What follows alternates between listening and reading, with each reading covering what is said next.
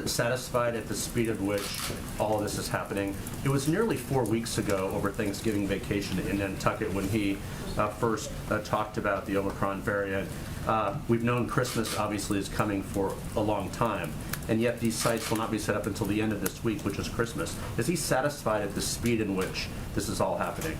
Well, what the president's promise to the American people is, Jeff, is to constantly re-examine and improve our COVID response, including testing and testing access, and always look for a way to do better. And the announcement today is an effort to do exactly that. We have taken a number of steps over the past several months, and his view is we need to do more, and we need to do it more as ambitiously and aggressively as possible. And his announcement today is a reflection of that, and should be seen as his own assessment that we should be doing more. As you know, a couple weeks ago, you stood here at the podium when there was a discussion about sending tests to people's homes, and you said, should we just send them to every American? As you've reflected on the change in Omicron here, have you reflected on your tone in that answer?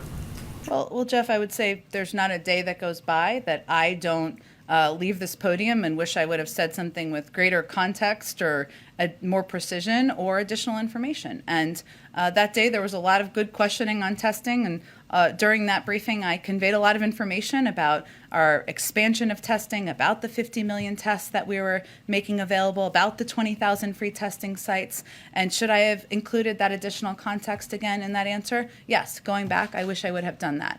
To be clear, so people have accurate information about how it works out there, which I know is your objective as well as mine, we're making tests free and accessible without the risk of them going to waste in the home of people who do not want them. So people will go to a website, which again we will put out there in January when the information is available, and they will be able to request free tests. That's something that is a reflection of the president's commitment to continue re-examining and improving our COVID response, including as it relates to testing.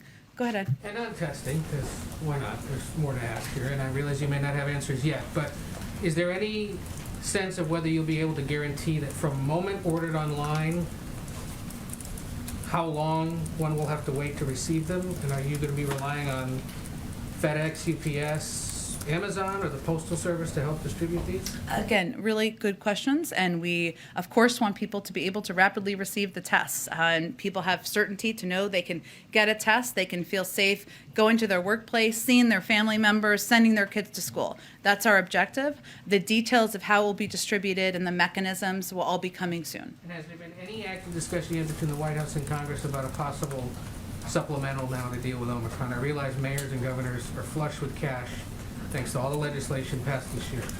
But is there any discussion yet about possibly another supplemental? There's always, as you know, from covering Congress, an open line of communication with members and leadership about what may be needed, and we're always having that conversation. But right now, we believe we have the resources to get people vaccinated, to make those available, and part of what you'll hear the president convey today is how important it is for individuals to make the choice to take that step to protect themselves. Quick unrelated, we're